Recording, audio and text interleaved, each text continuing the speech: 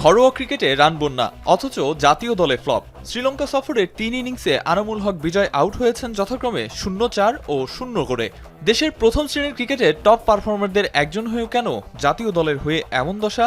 যতদিন পর্যন্ত আমরা ডোমেস্টিক ক্রিকেটের স্ট্যান্ডার্ডটা ভালো না করব, আমরা মনে হয় না ওখানে যে আমরা কম্পিট করতে পারবো। সুতরাং ভেরি ইম্পর্টেন্ট যে আমরা যেন ডোমেস্টিক ক্রিকেটটাকে ইমপ্রুভ করি। ক্রিকেটের সবচেয়ে অভিজাত ফরম্যাট টেস্ট, কিন্তু এই ফরম্যাটই সবচেয়ে বেশি অবহেলিত বাংলাদেশে।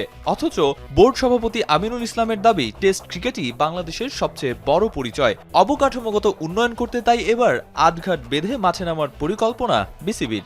যে গ্রাউন্ডগুলো এখন রেডি আছে এবং যে গ্রাউন্ডগুলো আমরা রেডি করার দরকার সেগুলো আমরা কাজ করছি।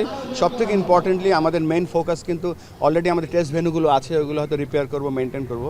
সাদা বলের ক্রিকেটে টাইগার ক্রিকেটারদের ব্যর্থতার অন্যতম কারণ হিসেবে টেম্পারমেন্ট আর মানসিকতাকে দায়ী করা হয়। আইসিসির গেম ডেভেলপমেন্ট বিভাগে দীর্ঘদিন কাজ করা বর্তমান প্রেসিডেন্ট চান ক্রিকেটারদের পাশাপাশি সারা দেশের কোচদের নিয়েও কাজ করতে, সংস্কার করতে চান খেলার মাঠও। অবশ্য শুধু এতেই শেষ নয়, পরিকল্পনার সঠিক বাস্তবায়ন হচ্ছে কিনা সেই তদারকিও করা হবে ট্রিপল সেঞ্চুরি প্রোগ্রামের আওতায়।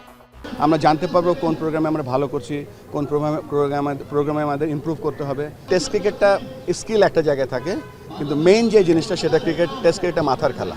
আপনি কতটুকু স্টেবল আছেন, আপনি কতটুকু স্টেবিলিটি নিয়ে চিন্তা, মেন্টাল স্টেটমেন্ট কতটুকু ক্লিয়ার, সেই জায়গাটায় আমাদের মনে হয় কাজ করা উচিত। কোচদেরকে ডেভেলপমেন্ট করছি, কোচের কারেন্ট স্ট্যাটাস দেখছি, কোচকে আমরা বড় করার চেষ্টা করব যাতে সেই কোচটা উপজেলায় গিয়ে কাজ করতে পারে। পরিকল্পনা আগেও হয়েছে, এখনো হচ্ছে, তবে তার বাস্তবায়ন হবে কি হবে না সেই ফলাফল পাওয়ার ক্ষেত্রে আপাতত অপেক্ষাই বড় সমাধান। আরিফুল ইসলাম সাহাব, এখন, ঢাকা।